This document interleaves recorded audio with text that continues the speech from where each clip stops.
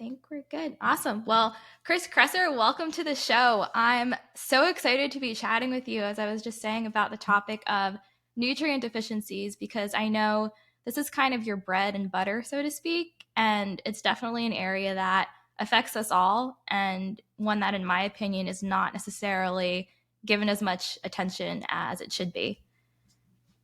Absolutely. Yeah, I think it's low-hanging fruit, so to speak. And yeah, as I progress in my career, I'm more and more interested in interventions that can make a difference for the greatest number of people at a relatively minimal cost, especially when compared to things like one-on-one functional medicine work, which is amazing. I'm a functional medicine clinician myself, so of course I believe in that, but it's not accessible to a lot of people. And so I've been thinking over many years about what are things that pretty much everybody could do and benefit from that would make a major difference in their health. And maximizing nutrient intake is at the top of the list. And that's why I really devoted this second half of my career to that topic, because I think it's just so important. It can help so many different people in so many different circumstances.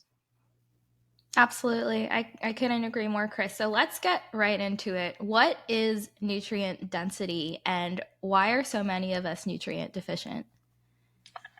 Well, nutrient density refers to the concentration of nutrients in a given food. And specifically, it refers to the concentration of micronutrients and amino acids, which are the building blocks of protein. So there's been a lot of discussion over the past 34 years on macronutrients, like should we do low fat diet, low carb diet, how much protein should we eat? And that's all very important for sure. But I think what's been left out of all of those discussions is nutrient density, micronutrient intake. How many vitamins, minerals, and phytonutrients are you consuming? I think it goes without saying, but I like to point it out anyways. If you were to follow a low fat diet that was completely devoid of micronutrients, or a low carb diet that was completely devoid of micronutrients, you might achieve your body composition or weight loss goals for a short period of time, but you're going to cause a whole bunch of other problems in the process. And um, that's, so, and you look at products on, like, on Atkins diet, which is the early low carb diet, it was only concerned with carbohydrate values. And there's all kinds of products like, the low carb tortillas and low carb packaged food snacks and all kinds of garbage that was just supposed to be okay only because it didn't have carbohydrates. Doesn't matter if it didn't have any other nutrients that we need, as long as it was low in carbohydrates, it was fine. So I think that's a danger of that kind of myopic focus on macronutrients and leaving out micronutrients, which again are refer to vitamins, minerals, phytonutrients, and amino acids, because those are really the building blocks of every protein and enzyme in our body. And if we don't get enough of those, we suffer. Yeah, no, that makes sense. And also, too, Chris, so one of the areas that I'm most passionate about is integrative oncology. And after the past decade or so of research, one thing I've consistently come across is the link between vitamin D deficiency and the increased likelihood for developing breast cancer, among tons of other chronic illnesses, as you're very aware of. So, with that, what are some of the other top nutritional deficiencies that you've seen in patients you've treated, and what are some of the chronic illnesses that they've been associated with? Yeah, that's a good question. There are, if you look at the Linus Pauling Institute out of Oregon State University, they're one of the organizations that have done the most work on micronutrient deficiencies. They have great statistics. They have data showing that about 99% of people are choline deficient, maybe 100%. I'm sure there are a few who aren't out there, but choline is a really important constituent of cell membranes. So if you don't have enough choline, none of the cells are going to function well, and everything in the body is made up of cells. So that's going to cause problems with the nervous system and in the brain, particularly. So you can have symptoms that mimic neurodegenerative disorders. You can have depression, anxiety. You can have motor or gait problems. You can have all kinds of issues that are related to cellular physiology with choline deficiency. And so many people are suffering from that. So it's no surprise to see that those conditions are relatively common in the population. Magnesium is probably around 95% of people don't get the optimal amount. And magnesium is needed for over 700 different enzymatic reactions in the body. So like choline, it's ubiquitous. It's a nutrient that is needed ubiquitously throughout the body. It's almost easier to talk about things that magnesium is not involved in than things that magnesium is involved in. But I'll just give you a couple of examples of, in the scientific literature, it's very well established now that magnesium deficiency contributes to metabolic disorders. And we know that 1 in 3 Americans now has prediabetes, so they're on the road to diabetes. 70% are overweight and over 40% are obese. So we are certainly suffering from an epidemic of metabolic disease. And it's not. I'm not simplifying this to the point where saying correcting magnesium deficiency would eliminate that problem, which is ridiculous, but it could make a major impact in terms of the burden of those conditions. And it's, again, something relatively easy to address. Vitamin D is probably between 90 and 95% of Americans don't get the optimal amount. And I'll just take a little aside here and say, I'm using the term optimal amount rather than deficiency, because deficiency has sometimes a specific clinical meaning, which refers to an acute deficiency that would cause an acute syndrome that might land you in the hospital. So if we talk about like scurvy or rickets or beriberi or pellagra, or these very serious diseases of acute vitamin or mineral deficiencies that most people in the US don't, and other developed countries don't deal with at this point. But but that's a really limited way of looking at nutrient status, right? Like most of us are trying to do more than just avoid dying from a nutrient deficiency. We want to avoid chronic disease. We want to live a long, healthy life. And the amount of a nutrient that's needed to do that is significantly higher than the amount that's just needed to avoid rickets or scurvy. So that's what, when I say optimal amount, that's what I'm referring to, is the amount that's needed for us to live a long, healthy life free of chronic disease. So Yeah. going back, yeah, go ahead. No, I was just gonna say to that point, Chris, I'm so glad you touched on that because I feel like too, when patients go to conventional doctors, right, and they run their panels and whatnot, their ranges like vastly differ, right, from what a functional practitioner would test for. So if a Yeah. patient is quote unquote within like the normal range of vitamin D, for example, from their conventional doctor's panel, they might actually be incredibly low, right? So can you touch on the difference too in terms of ranges from a conventional versus a functional standpoint? Yeah, it varies based on the nutrient. So, but in general, you would say that the range, the conventional range, is very broad, and it's constructed based on studies looking at the levels of nutrients in a broad range of the population and making a bell curve, 95% reference range. And if you're within that bell curve, if you're under the area of the curve there, then you're normal. The problem with that, though, is that if you just take an average level of a particular nutrient in a population of people who are generally sick and unwell, then you're using a sample size that is already behind the curve in terms of where you want to be for nutrient status, and taking the average of that sample size, which is a ridiculous way of doing it. And unfortunately, that is often the way it's done. There are other ways that the RDA is established and scientists use to determine the optimal nutrient amount, but almost always those methods are out of date and incomplete. So an example of that would be magnesium. The RDA, the recommended dietary allowance, is a formula that depends on several different variables, and one of them is body weight. So with with magnesium, the RDA has not been updated since 1997, and at that point, the average body weight for an adult female was 133 pounds, and it was 166 pounds for an adult male. But in 2021, researchers published a study saying, hey, wait a second, those average body weights are really different now for men and for women. And in fact, for women, they're now 169 pounds. So that's higher than the average body weight of a male in 1997. And for men, it's 196 pounds.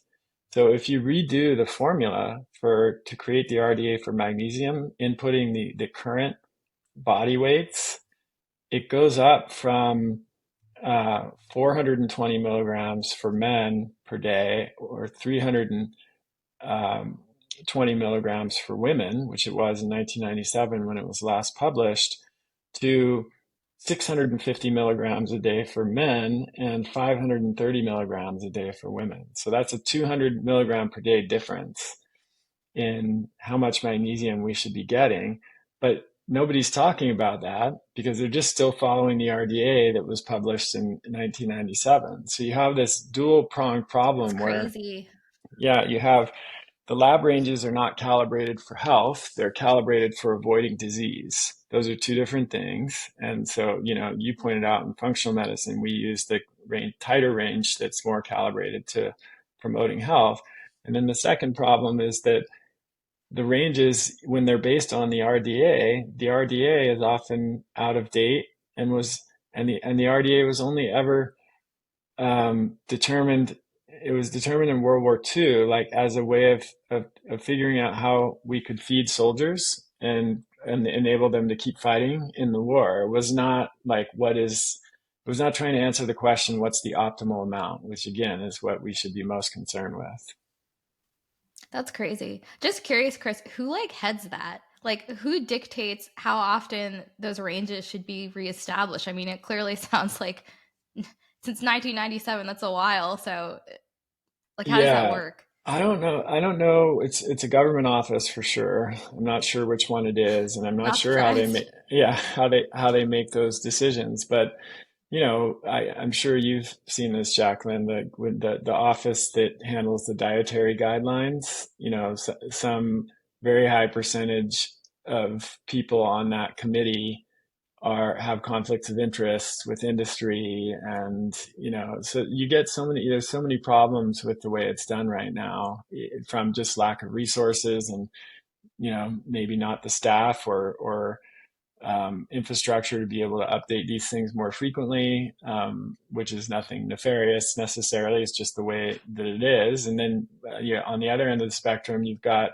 the people who are writing the dietary guidelines that are advisors for Kraft and Nestle and all of these companies that have a vested Yep. interest in not in a diet that promotes processed, that tells us that processed foods are healthier than whole foods because the whole foods have saturated fat in them, or whatever the case may be. So it's Yeah. a situation where we're just not getting the information we need generally to support good choices. Yeah, it's crazy. I'm sure you've heard of the recent like fiasco where influencers were paid off by I forget which Yep, companies to basically like promote. Yeah. It's I it's wrote about crazy. It's that. truly Yeah. crazy. There you That's go. See? business as Uh, usual. I've been to some of yeah, these conferences, Jacqueline, and in fact, I was at Expo West last year or earlier this year, that's which a is great one. it's a natural products conference, right? So it's supposed to be like, what's the latest stuff in organic, whole foods, nutrient dense foods, and stuff like that. And, I shouldn't have been surprised, but I was a little bit surprised to see like Nestle and I think Coca-Cola, some other big food companies like that. Not only did they have booths at the conference, but they were presenting they were allowed to present content. They were on panels talking about like, what we need to do to create healthier diet, et cetera. And I'm just like, there's no That's crazy. incentive. These companies are not, shouldn't even be part of that conversation. They're the problem, not the solution. I understand to some extent what the perspective is there. Like we have to include them, blah, blah, blah. But no, we need a forum where we can just talk, you know, clearly about the issues with our system, and to Yeah. be able to, you know, to start making different choices that don't involve those companies at all. Because the reality is, Nestle's never gonna go into a supermarket and see Nestle broccoli, you know, Yep. or you know, grass-fed meat from Nestle. I mean, I certainly hope not, but just the nature of their products that they sell preclude them from being part of a healthy diet generally. Yeah. No, absolutely. This could be a whole conversation, but Yeah, conflict of interest is such a it's such a problem that has literally infiltrated everything, even from studies, right? When people read studies, even absolutely. on PubMed, read like who are they sponsored by, right? Like that will obviously affect what the outcome is. I mean, if Pepsi Well, two publishes thirds of a medical research is sponsored by big pharma. Two thirds. there you go. So Wow. yeah, yeah, and that, as Upton Sinclair once said, it's difficult to get someone to understand something when their salary is dependent on them not understanding it. You know, it's a big Yeah. problem. That's so true. And with that too though, not to get off topic, but how do you discern like fact from fiction, with that statistic that two-thirds are sponsored by big pharma? If you're trying to be, self-advocate, you want to do your research, how do you trust even PubMed? Well, you need training in research methodology for one, and you know, it's not the case. It doesn't. It's a priori not true that because a study is industry sponsored, it's it's unworthy or not trustworthy. It certainly should raise, you know, it should elevate the level of scrutiny that is applied to that study, and you should be paying much closer attention to the methods and make sure that the data that are presented actually match the conclusion, which is strangely enough very often not the case. Like the Yeah. authors will not even, you know, if you read the discussion section or the conclusion of the paper, that doesn't even match the data in the tables that the authors have presented. And they know that a lot of people don't even look at those tables. They'll just read the discussion or the abstract. Um, Yeah. but you know, there's two pieces here. One is the underlying data. Like if the researchers are fudging the underlying data, there's little that the end reader can do about that. You know, because it's beyond most people's capacity to know if that data from the experiment is actually being fudged. That tends to be a rare problem. What's more common is that the you know, shady statistical methods or creative interpretations of the data, or just poorly designed study in the first place. So, for example, a lot of nutrition studies are based on food frequency questionnaires, which are notoriously inaccurate, where you ask someone what they ate, you know, 3 months ago, and they're supposed to remember and tell you with accuracy what they ate. Or things like healthy user bias, where a study might say red meat increases the risk of cancer, but what they don't control for other confounding factors. It's generally in the general population, people who eat more red meat also tend to smoke more cigarettes, drink more alcohol, eat fewer fruits and vegetables, exercise less, lower socioeconomic status, and all those factors actually, you know, are closely correlated with cancer, and the researchers don't do a good job of controlling for those confounding variables. So all of these things are more common problems with studies. And the good news is that if you're trained in research methodology and you have a keen eye and you know how to look for these problems, you can generally identify them. So a good example of this would be a recent study that's made the headlines over the past week on red meat apparently increasing the risk of type 2 diabetes. And this was published by Walter Willet, who's been trying to make this argument for his entire career. He's a plant-based diet advocate and a hater of meat and saturated fat, and just old school in the sort of low fat plant-based diet paradigm. And the study was just garbage. It was like so riddled with issues that Dr. Zoe Harcombe published a critique of it that's worth checking out. But you know, it was healthy user bias, food frequency questionnaires, all kinds of data issues. And the problem, as you know, Jacqueline, is that the vast majority of people are just going to see the headlines, and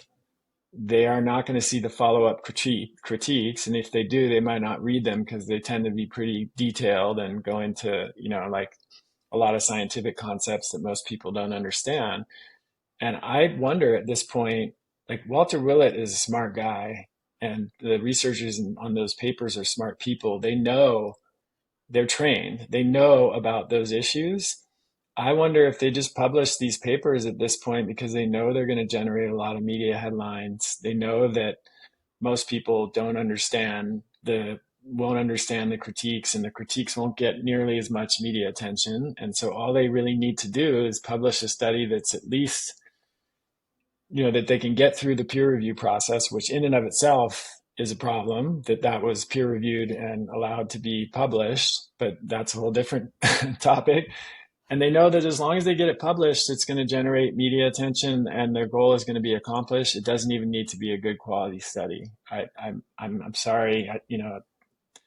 I think that's probably what's happening at this point. It's really super Yeah. depressing, but that's where we're at. Yeah, no, I couldn't agree more with all of that. There's definitely a lot of wordsmithing that goes on, right? And I think it's also about word choice. And I mean, I've witnessed this firsthand through my mom's, breast cancer journey, how oncologists present like very different terminology when explaining the effects of a drug, right? So progression-free survival versus overall survival. Those are very different things. Again, which just lends to the fact that you really do need to educate yourself and figure out like, okay, what does this term mean versus this.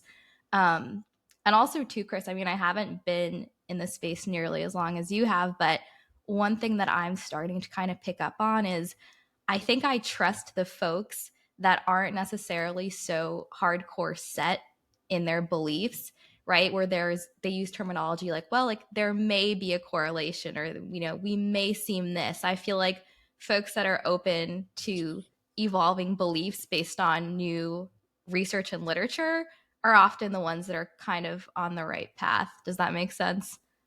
Well, that's the way to look at it because I've said this for years, but the history of science is the history of most people being wrong about most things most of the time.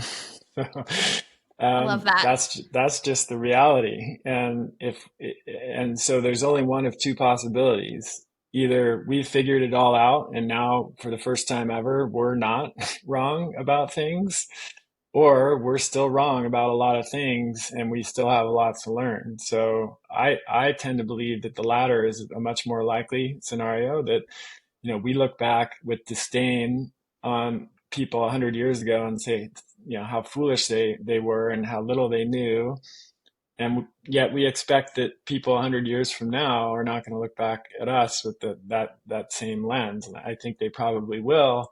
And we will realize that we were wrong about things we thought we were right about. So, nevertheless, though, I think you can look, you, I've always used a kind of three-legged stool, if you will, or three lenses to look to evaluate claims through. And I think when you use all three of these, you can get closer to the truth. And one is the ancestral lens, like what is true from an evolutionary perspective about human beings, and what assumptions or hypotheses can we generate about a species appropriate diet for human beings. Like, and you can look at other animals too. Like if you feed a cat a lot of grains and foods like that, their cat is going to get sick because cats are carnivores. In nature, they only eat meat.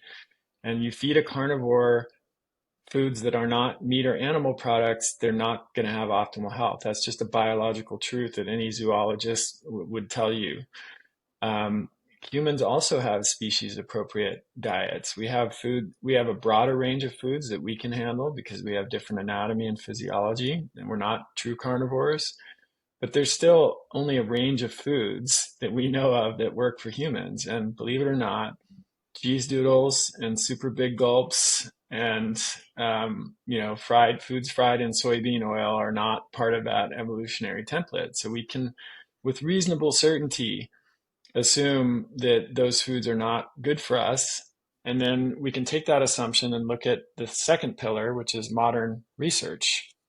These are all of the research that we have, the studies that are published, and as we just discussed, there are some problems there too. You need to look at it with a critical eye, but it doesn't mean we throw it all out. There's still plenty of good research that can guide us in the right direction. And then the third rule for me as a clinician is how does it work with real people in the real world, like when the rubber actually meets the road. For example, weight loss. Like there's lots and lots of debate about whether low fat diet is better than low carb, etc. I can tell you just from my own personal experience working with thousands of patients and training thousands of healthcare practitioners who've worked with thousands of patients that in practice, a low carbohydrate diet is generally more effective. Are there exceptions to that rule? Of course, but I'm saying generally more effective.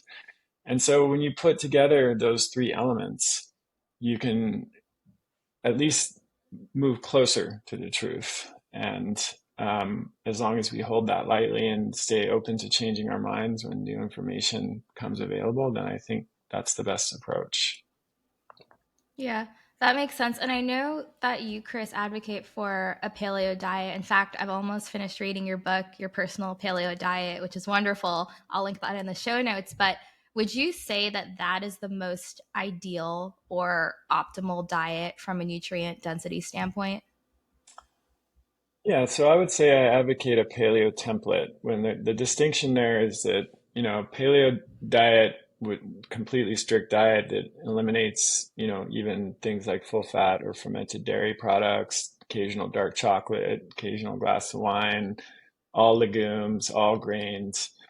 Um, that extremely strict version, let's say a Whole30 type of diet, can be very therapeutic and helpful, but I don't think it's necessary for most people to restrict their diets to that extent for the long term. Some people actually do very well with full fat fermented dairy products like kefir or yogurt or ghee or butter or cream. They may be able to tolerate white rice or quinoa or other types of grains, especially when they're soaked or sprouted.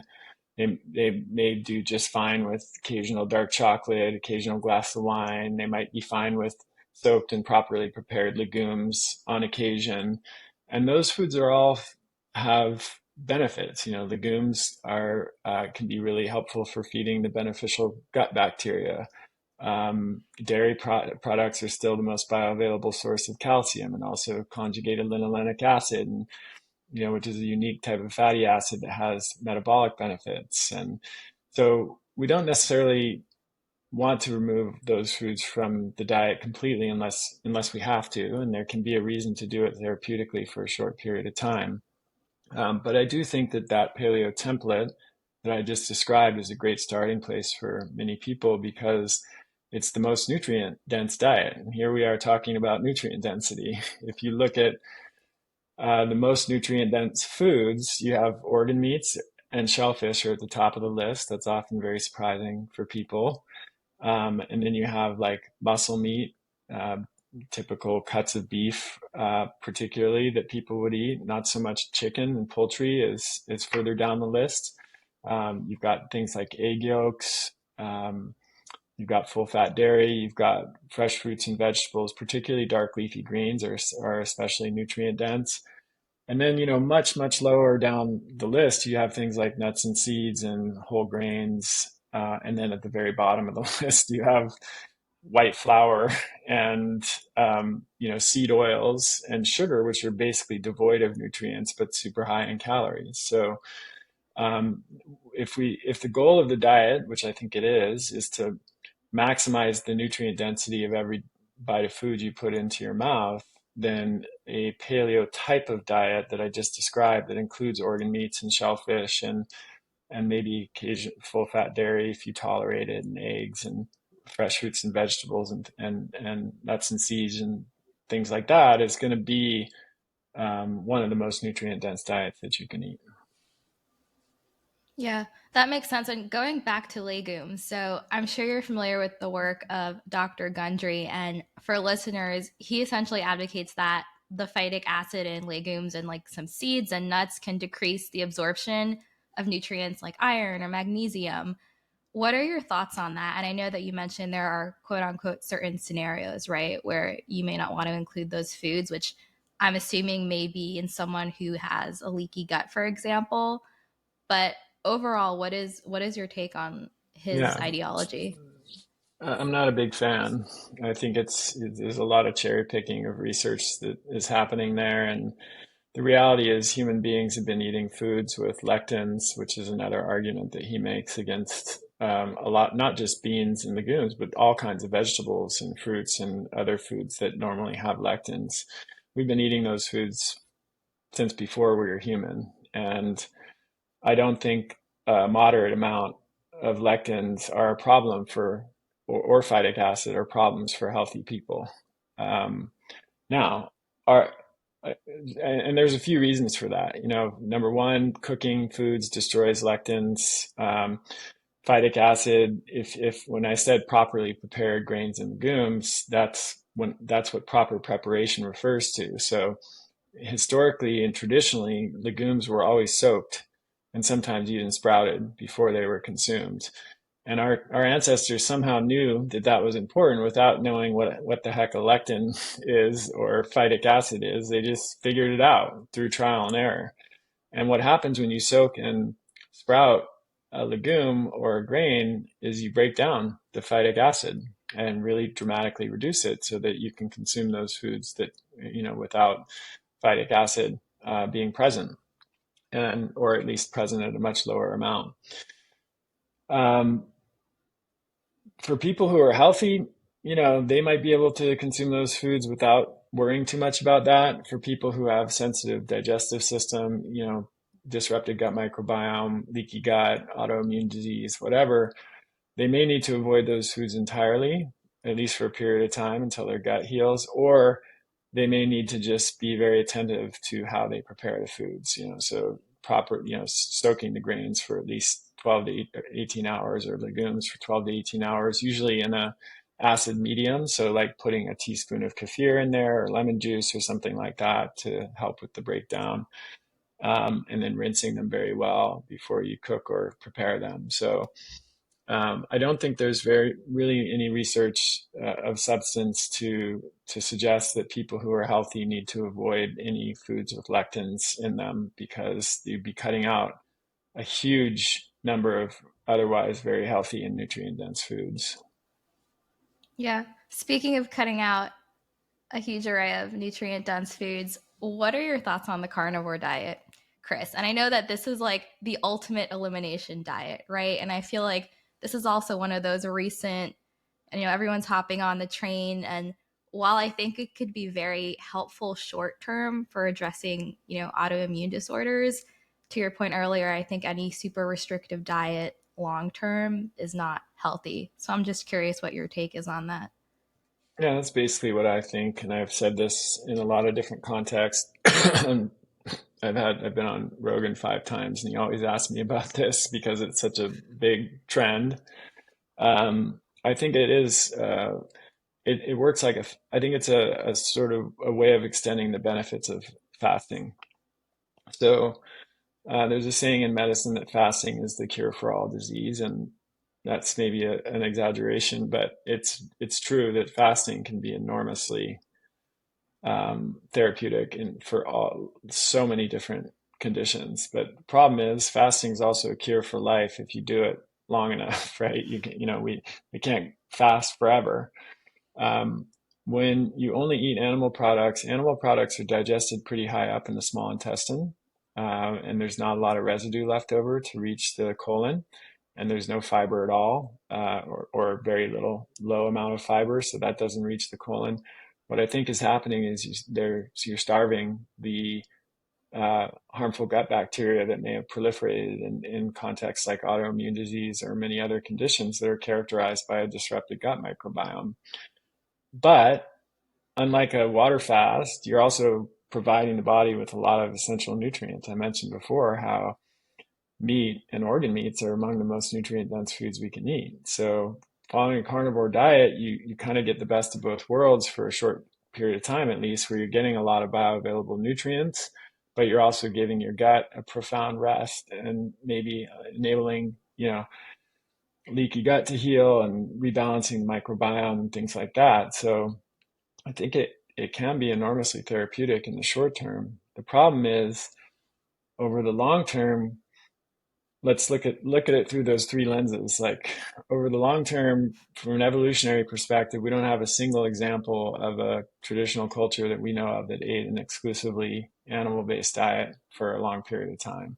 There's certainly some cultures like the Inuit, the Maasai around the world that tended more towards significantly higher proportion of animal foods in their diet, especially at certain times a year, but it wasn't exclusively animal products. So we don't really have an evolutionary template that we can look at and say, oh, look, that works. We know we've got an example of this, of people living a long time and being healthy, and doing that for a long period of time. The second thing is just looking at it through the modern biochemical lens, there are a lot of nutrients that are almost exclusively found in plant foods that are not found in animal foods. And particularly, we're talking about phytonutrients and then things like vitamin C. Um, Potassium is another example. Can you thrive without these nutrients for a period of time? Yes. Can you thrive without them for a long period of time? I'm skeptical of that. I won't say no, because going back to what we said earlier, like there's a lot we still don't understand. So I'll, reserve the possibility that that's true, but I think based on what we know currently about nutrient needs and human physiology, it's not likely people will be able to do that for an extended period without a significant proportion of those people experiencing some harm. And then the third Yeah. is just my own clinical experience with these diets, where what often happens is people do them, they start off feeling really great. It can even be just almost life changing for them, people who are essentially bedridden, who are then able to live an almost normal life, which is why I think the diet has gained so much popularity. It can be a dramatic difference. But then over a period of time, and that can vary from a few months to a few years, I start to see typically not a lot of health problems either come back, the same problems that they had before, or different problems that might be related to nutrient deficiency or other changes that are happening biologically. So that's my assessment. Interesting. Yeah. No, that makes complete sense to me. And going back to like actual testing for nutrient deficiency. So, I mean, some nutrient deficiencies like iron, for example, right? Like that can present with muscle weakness or brain fog or headaches, et cetera. But let's say a patient doesn't necessarily present, with any physical symptoms of what you might recognize as a nutrient deficiency. How do they go about like testing on their own, if that's even possible, to find out like if they're in optimal range? I mean, there's all these, testing kits on the market now for hormones and for DNA. Is that something you recommend patients could, again, like do on their own if they're not necessarily working with a functional practitioner? It's very challenging, even if you are working with a functional practitioner, unfortunately. And the reason for that is that every nutrient different nutrients require different methodologies to test them accurately. And some nutrients can be tested in the serum, some need to be tested inside of the red blood cell, some actually need to be tested in the tissue themselves, like magnesium is a good example, where less than 1/2 of 1% of magnesium is in the serum at any given time because it's typically stored intracellularly inside of the cell, inside of the tissues. So to get a really accurate read on magnesium, you have to do a buccal swab, like a cheek swab, and get actual tissues and then do an intracellular magnesium test. There is some correlation between intracellular magnesium levels and red blood cell and serum levels, but it's not perfect. So another example would be selenium. The method that researchers often use to assess selenium is toenails. That's not really something that people can do at Interesting. home or even at a nearby lab. Hair selenium will be more accurate as well than blood selenium. Iodine, notoriously difficult to assess. Vitamin K2, we don't even really have a commercially available method of assessing it right now.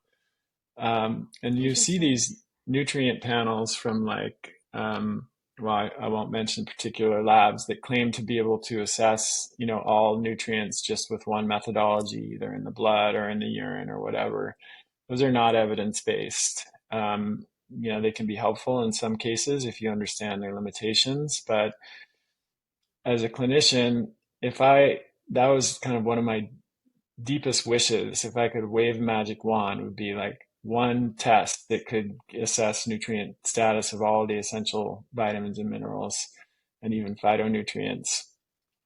Such a test does not exist. So you really have to put it together in a piecemeal basis. You can do an iron panel plus ferritin plus the CBC and get pretty close to assessing iron status. Sometimes you need to add markers like soluble transferrin receptor to get another important layer of information. For vitamin D, it's pretty straightforward. Luckily, you just run 25D and you're good. But like I said, for vitamin K2, for a bunch of other nutrients, it's much more problematic. So this is a challenge that we're facing, and it does make it harder for the end user to really assess where they're at on the nutrient spectrum. So instead of testing, I often recommend just the low-tech method of understanding what increases and improves nutrient status and then what decreases nutrient status. And then the more factors you have that increase nutrient status going for you, the less likely it is you're deficient. The more factors you have that decrease nutrient status, the more likely you're deficient. And that's kind of the closest that most of us are going to get. Yeah, that makes sense. And I've also heard that for the most part, our bodies will eliminate anything in excess that we don't use, right? So, for example, if someone consumes too much vitamin C, my understanding is that it just gets excreted through urine. But are there any particular nutrients that people can over supplement? And I mean, even too, Chris, in the case of vitamin D, for example, there's been a lot of cancer patients particularly that supplement with 30 to 50,000 IU's of vitamin D a day. So what is your take on all of Yeah, that? you can definitely overdo it. And it is true with water soluble nutrients like um, B vitamins and vitamin C, it's harder to get yourself into trouble, although you still can with some B vitamins. With fat soluble nutrients like vitamin A and vitamin D, there definitely are toxicity ranges. Also, selenium as a mineral has a pretty narrow range, optimal range. And if you're lower than that, it's problematic. And if you're higher than that, it's problematic. So, um, without going into detail on the toxicity threshold of each nutrient, I would just say that, and iron is another problem too. Iron deficiency is of course a much bigger problem worldwide. Over 2 billion people suffer from it. It's still rampant even in the United States and other developed countries. But iron overload is an under-recognized problem that contributes to the burden of disease, and that it's the most common genetic polymorphisms in North America are polymorphisms that affect iron storage and can lead to excess iron storage and iron overload. So I've seen many, many people in my practice, both men and women. It's more common in men, but I see women too that have high iron levels rather than low iron levels. And that can cause everything from fatigue to, on the kind of milder end of the scale, to infertility, to, you know, uh, dementia, Alzheimer's, and death. Untreated hemochromatosis, which is the most aggressive form of iron storage, is fatal if it's not Yeah. if it's not if it's not recognized and treated. So you definitely can get yourself into trouble with taking, either eating too much of a nutrient or supplementing too much for too long. And it's something that that I think a lot about and pay a lot of attention to, of course, in my profession and as the owner of a supplement brand. So that's, one of the ways that one of the things that I've thought a lot about as a formulator is what are the sort of optimal doses for supplements for most people, or for nutrients for most people, that will help to meet the daily nutrient needs, but be less likely to cause problems in the long term. So, for example, in our multivitamin, I didn't include iron at all, because it requires an individual approach to supplementation. And same thing with iodine, and same thing with calcium. You can get yourself in trouble with all of those. And so rather than include them in the multi, we just left them out. And would advise people to, if they need iron, they can take our organ product, or they can take something else to meet that need. But including it for everybody is problematic. Interesting. And yeah, I'm a big fan of that line. It's called Adapt Naturals. I'm proudly an affiliate, so I will be including links to everything in the show notes. But you just answered my question. I was going to ask if you were an advocate of a multi, which clearly you are, but while omitting certain things. So that makes sense. And are you a fan of lypo-spheric supplements, Chris? I feel like this is also another all the rage topic that touts increased bioavailability and all of that. So what's your take on that? Liposomal forms can certainly increase bioavailability of some nutrients, but they're not necessary for a lot of nutrients. You know, there's always a compromise between cost and effectiveness. And in some cases, when nutrients have very poor bioavailability, then you have to take steps to improve the bioavailability. So using a liposomal form is one of those steps. It's certainly not the only one. And in fact, sometimes not the best one. Like, so for curcumin, for example, um, it needs the most bioavailable forms actually make it water soluble, um, rather than fat soluble. It's curcumin is hydrophobic, and the means technically afraid of water. Um, and the body is, our blood is mostly water, right? So if you have a hydrophobic molecule, it's going to be often poorly absorbed and not available systemically. And so the best curcumin preparations will transform curcumin into a water soluble compound to make it more bioavailable. Nutrients like B vitamins, it's more about the form that you take than than the preparation. Like, I've never heard of liposomal B vitamins. Well, I have heard of them, but they're not common because it's not necessary. All you need to do is to take it in a form that mimics the form that we get from food. So let's take folate, B9. So you can take 5-MTHF, which is 5-methyl tetrahydrofolate. That's the most active form of folate that we convert all other forms of folate into in our bodies. So if you just take methyl tetrahydrofolate, you're taking it in the form that you eventually want it to end up in. You're going to absorb it and be able to utilize it well. Similarly, methylcobalamin is the most active form of B12. And if you take that form, you'll absorb it and do well, instead of cyanocobalamin, which is a less active synthetic form.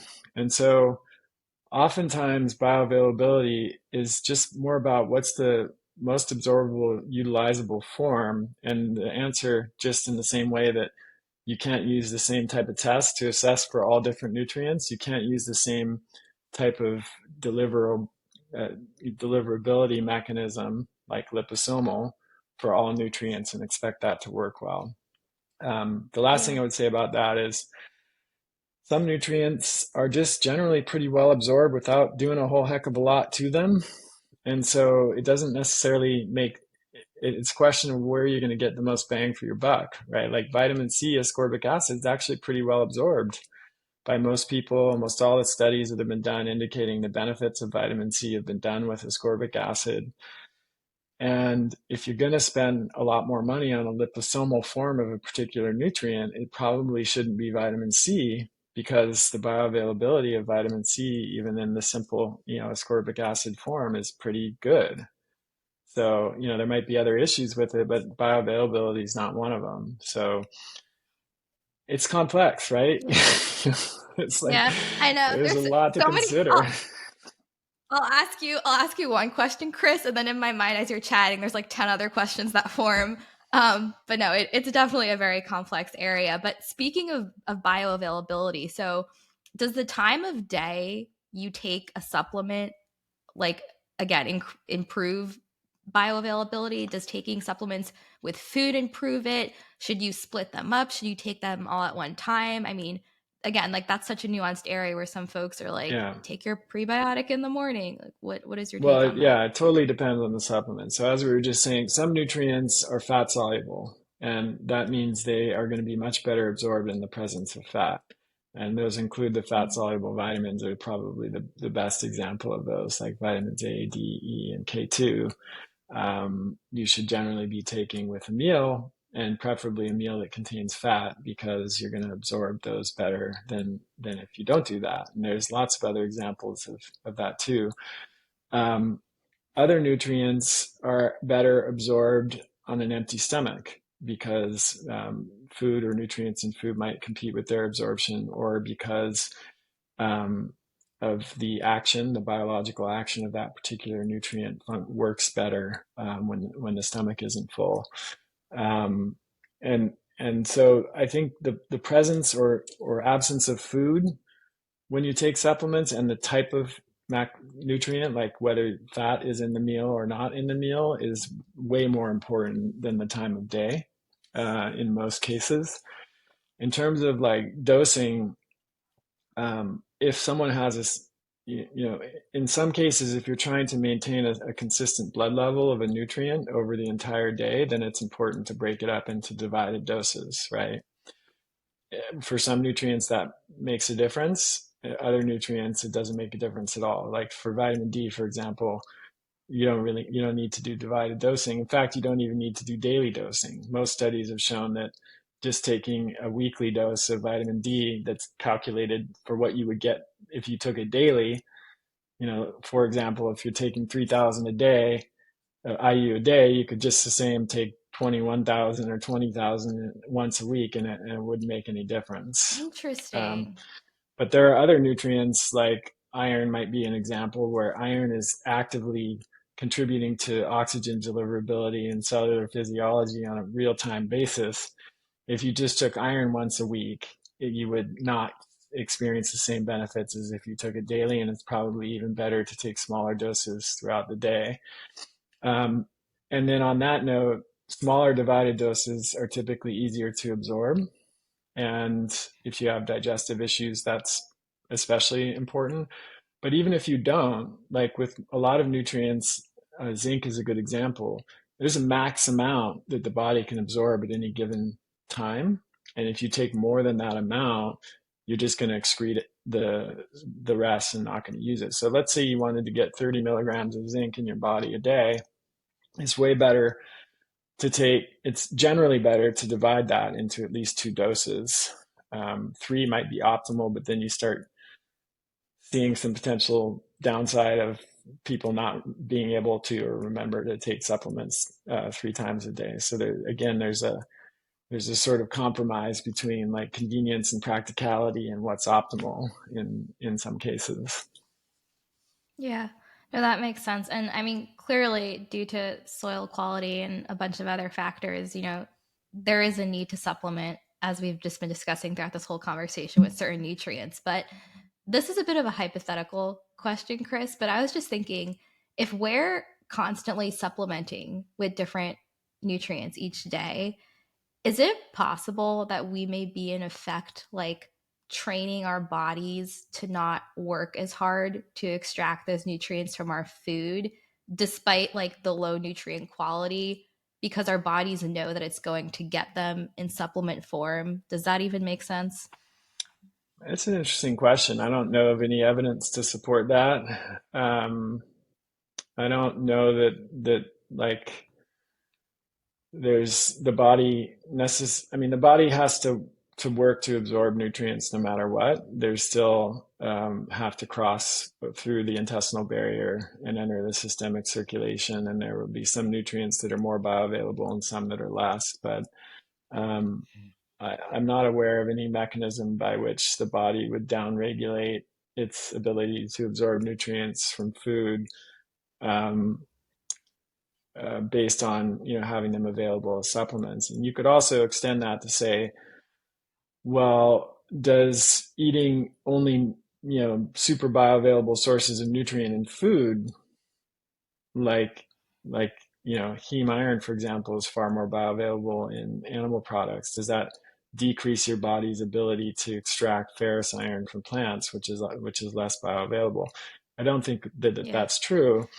I just think it's less, your body's just generally less able to extract iron from plant foods because it's a different form of iron. It has to break down the cell wall of the plants first because there's fiber and everything else. And there's just more steps to go through, essentially.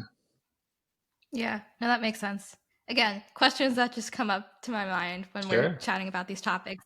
And also, too, Chris, can you touch on the importance of vetting the quality of supplements? Because I think that for many listeners, right, like it's it kind of breaks my heart in a way because people do such a disservice to themselves in the sense of they'll go to Walgreens or CVS and purchase fish oil from one of the shelves thinking they're helping their bodies, but in reality, they're actually doing more harm than good because of the quality of the fish oil, the added filler ingredients, all of that. So, can you maybe just touch on a few things that we should look out for when purchasing a high quality supplement?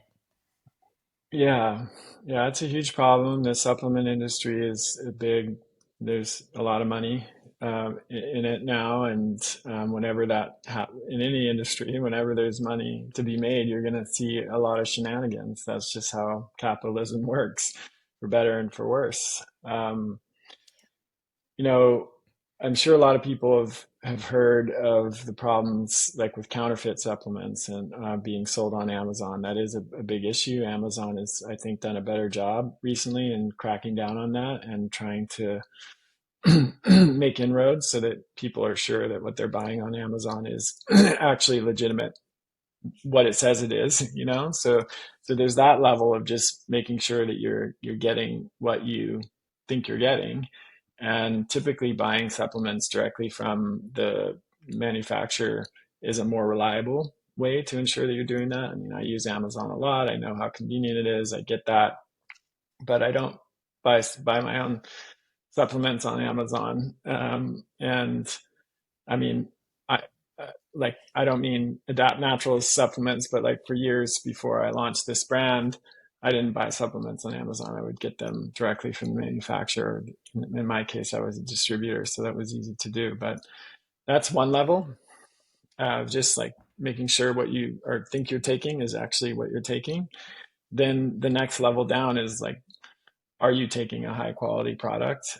That's probably a topic for an entire podcast, because there's so much that goes We'll chat into it, and again. yeah, it depends on the product, of course. So, for example, like with the multivitamin, there's a lot of multis use just the cheapest synthetic ingredients, and a lot, at doses that are not very likely to move the needle. And not all synthetic ingredients are bad. For, like I said, ascorbic acid generally works really well for people. It's affordable. It allows you to get a much higher dose than you can get if you're only taking a whole food form of vitamin C. Most forms of vitamin D are pretty straightforward. They're lanolin. They're extracted from sheep's wool, and it's a process that is done in the lab. You don't have someone going out and grabbing hold of a sheep and scraping off the lanolin from the sheep's wool and then turning that. It's not a handmade thing. It's made in the lab, and there's nothing wrong with that as long as it's a nutrient that our body can recognize and is able to process and utilize. But then there are other situations where you do want the whole food form. And like I mentioned folate and methylcobalamin before, that sometimes like with selenium, you can use a yeast-based form of selenium that's more bioavailable than selenium methionine. So you kind of have to know where it matters and where it doesn't. And that's my job as a clinician and a formulator for Adapt Naturals, is to make that determination. Like we often get people who write in and say, I noticed there's some, synthetic nutrient. Why didn't you use all whole food nutrients? Well, if we put 400 milligrams of whole food vitamin C in the multi, you would be taking 8 capsules a day instead of four, just for that one change. And you'd be paying probably $20 more per bottle just for that one change. And if you extend that Wow. to every single nutrient, it would be 18 capsules a day and $225 or something just for your multivitamin. And people don't understand that, which of course how would they? That's not their job or their field. Yeah. Um, so it's my job as the formulator and a clinician to know where is it critical that we use food-based, naturally occurring ingredients. Where is it less important to do that, based on the research and just basic understanding of biochemistry and physiology? And then how do you put that all together into a product that will give people phenomenal results, but be at still at a relatively affordable price point, or something that's practical for people to be able to do. So I would say it comes down to like choosing from the best source, choosing reputable brands. I tend to gravitate towards brands that were formulated by a clinician or someone who has experience in the medical field, because a lot of supplement brands are just started by entrepreneurs who want to make money at this point, and they don't Yep. really have the connection to what they've never treated patients. They don't have a medical background. They don't know what really works and doesn't work. And they make choices that are more based on maximizing profit than helping people. So those are probably the most important factors for me. Yeah, I definitely see that in the protein powder space too. And quick side note too, Chris, while I have you here, what are your thoughts on protein powders? And is there a specific type that you yourself use or that you advocate, patients that you work with to use? I take collagen every day, because I think even, historically, if you look at ancestral intake of protein and animal products, it was pretty balanced between methionine, which is the protein that you find in like muscle meats like steak or chicken, and collagen.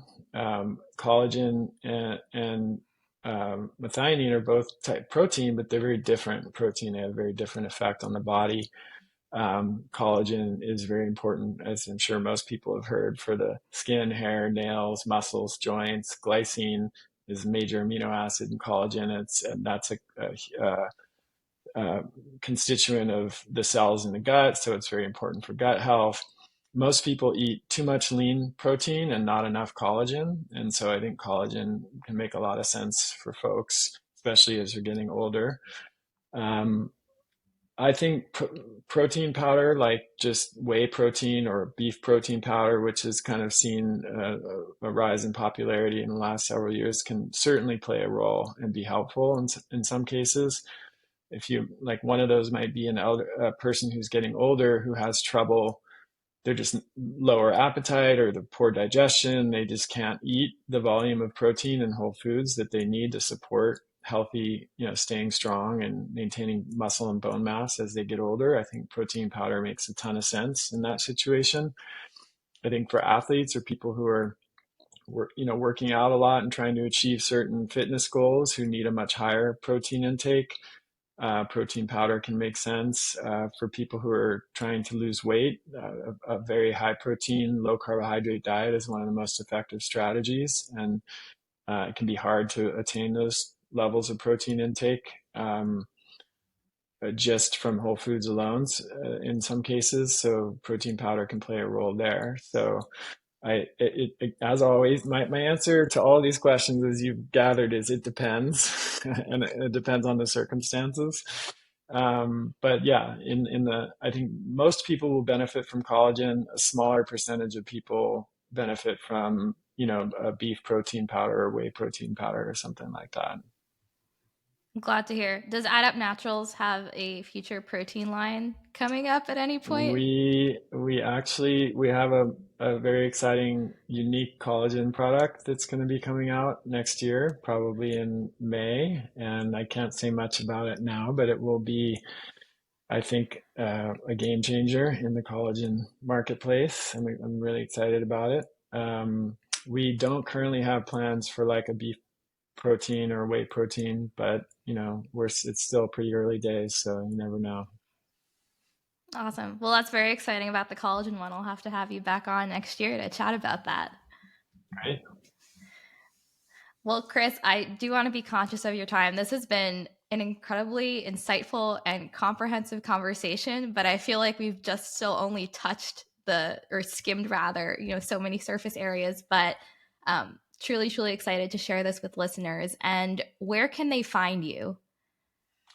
So my personal brand and content site is chriskresser.com, and there's 1,300 articles, free articles, and 13 free ebooks.